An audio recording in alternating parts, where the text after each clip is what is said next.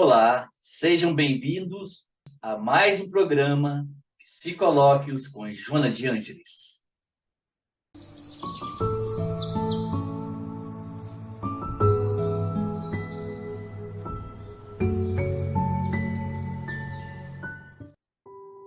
Não sou nada. Nunca serei nada. Não posso querer ser nada. A parte disso, tenho em mim todos os sonhos do mundo.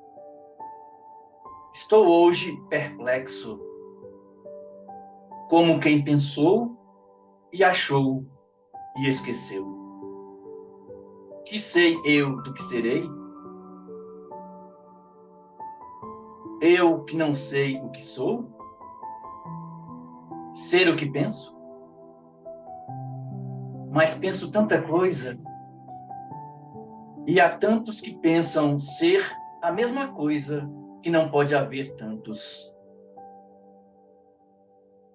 Fiz de mim o que não soube, e o que podia fazer de mim, não fiz. Conheceram-me logo por quem não era, e não desmenti, e perdi-me. Quando quis tirar a máscara, estava pregada na cara. Quando a tirei e me vi no espelho, já tinha envelhecido. Álvaro de Campos é um personagem fictício, criado por escritores, como o caso de Fernando Pessoa, e isso é chamado de heterônimo. Os mais famosos heterônimos de Fernando Pessoa são Álvaro de Campos, Alberto Caeiro e Ricardo Reis. Esse trecho do poema retrata nossa relação com a persona. Ela fica tão impregnada em nós que perdemos a relação com quem somos. A palavra persona significa originalmente uma máscara usada por um ator e que lhe permite compor uma determinada personagem em uma peça. A persona tem aspectos tanto positivos quanto negativos.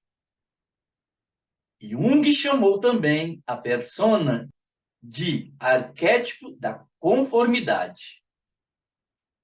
Ela não é totalmente negativa. Serve para proteger o ego e a psique das diversas forças e atitudes sociais que nos invadem. A persona é também um instrumento precioso para a comunicação. O arquétipo da persona refere-se ao que é esperado socialmente de uma pessoa e como ela acredita que deve parecer. É como um acordo entre o indivíduo e a sociedade. Por comparação, persona funciona como uma roupa para o ego, que indica como a pessoa deseja ser vista. A persona é muito importante para a relação social, pois é por meio dela que somos capazes de conviver com as pessoas, inclusive com as que nos desagradam, de maneira amistosa, o que não constitui uma condição desfavorável ou negativa. Jung diz em O Eu Inconsciente que a persona é uma espécie de máscara destinada, por um lado, a ocultar a verdadeira natureza do indivíduo.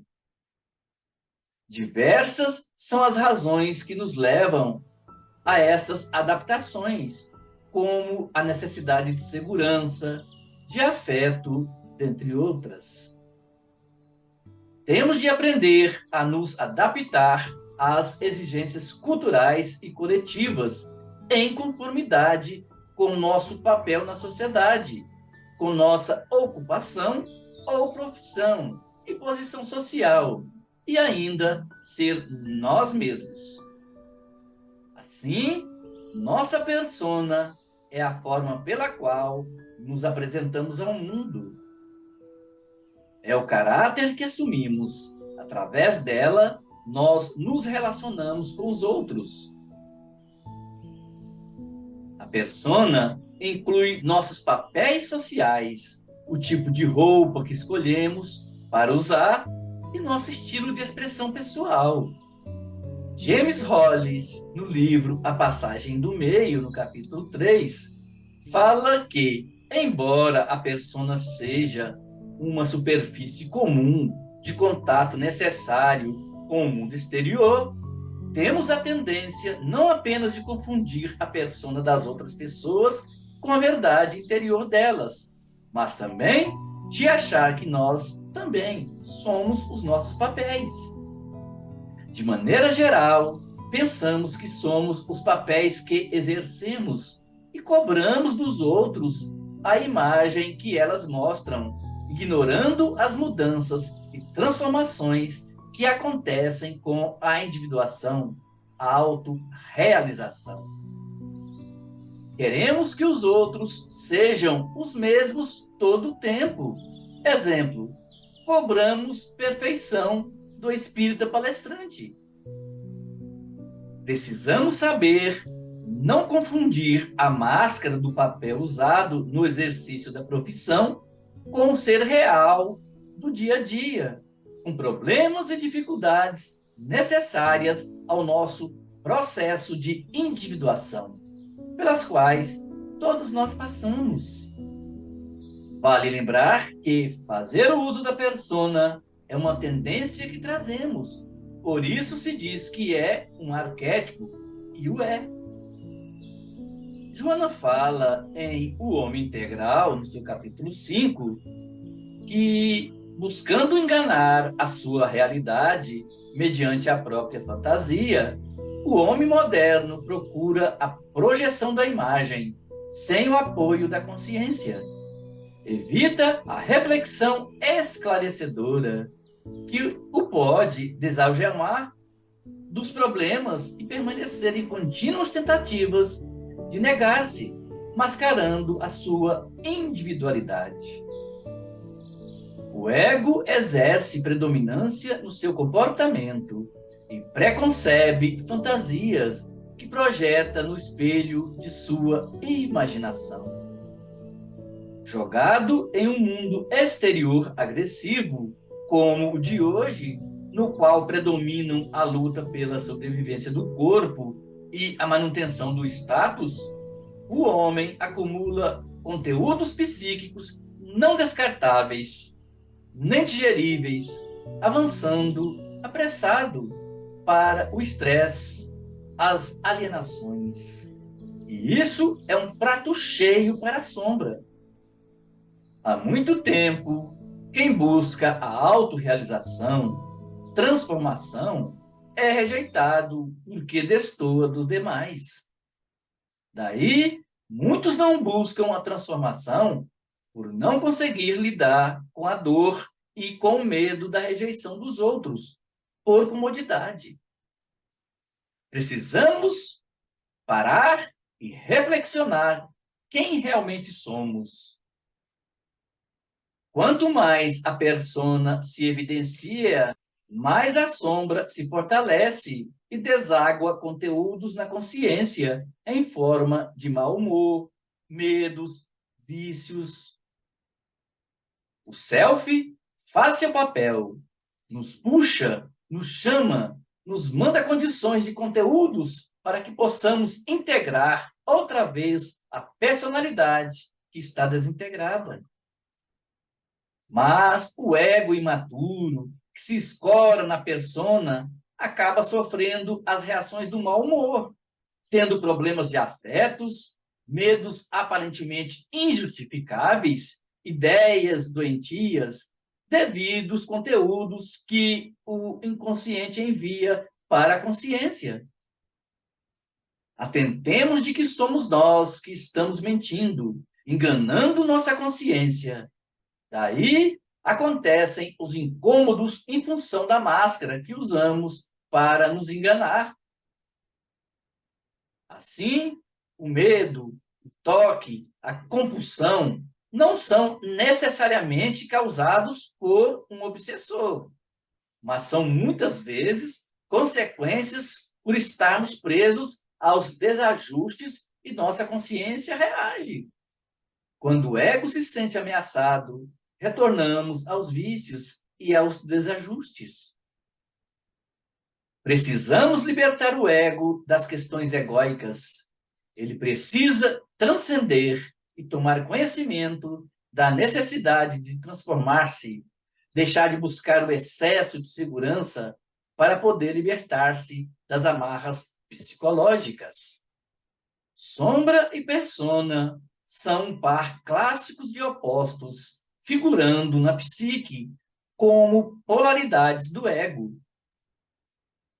A sombra é a imagem de nós próprios que desliza em nossa direção quando caminhamos em direção à luz. A persona, o seu oposto, é o rosto que usamos para o encontro com o mundo social que nos cerca. Mas o que significa integrar persona e sombra?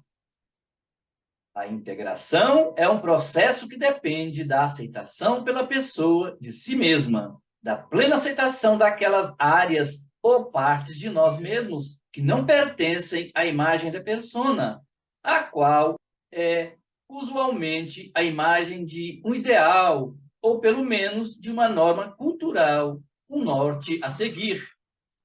Atentem que a persona, como um instrumento de adaptações, tem grande potencial para a mudança. Pode tornar-se cada vez mais flexível, desde que o ego esteja disposto a modificar antigos padrões. Jung disse que a persona é um elemento da personalidade que surge por razões de adaptação ou conveniência social. A persona pode ser vista como a parte de relações públicas do ego, a parte que nos permite interagir socialmente em uma variedade de situações com relativa facilidade. Joana evidencia em O Homem Integral, no seu capítulo 6, que o indivíduo tem o dever de enfrentar-se, de descobrir qual é a sua identidade e, acima de tudo, aceitar-se. A aceitação faz parte do amadurecimento íntimo, no qual os inestimáveis bens da vida assomam à consciência, que passa a utilizá-los com sabedoria, engrandecendo-se na razão direta que os multiplica. Segundo a mentora, no livro Em Busca da Verdade, mantendo-se o ego em harmonia com o self, equilibra-se o eixo que os liga, e a sombra acede espaço ao discernimento, liberando toda a energia para o processo de individuação que deve constituir a grande meta. A benfeitora nos diz ainda, em O Homem Integral, que o homem possui admiráveis recursos interiores não explorados que lhe dormem em potencial, aguardando o desenvolvimento. Jamais esqueçamos de que, apesar da persona, reside ali, em nós, um ser real. Procuremos paulatinamente trazer à tona o self, a essência que somos. Chegamos ao final de mais um programa Psicolóquios com Joana de Ângeles. Deem um like em nossas transmissões. Inscreva-se no nosso canal. Façam seus comentários. Gratidão a todos. Fiquem com Deus e até a próxima oportunidade.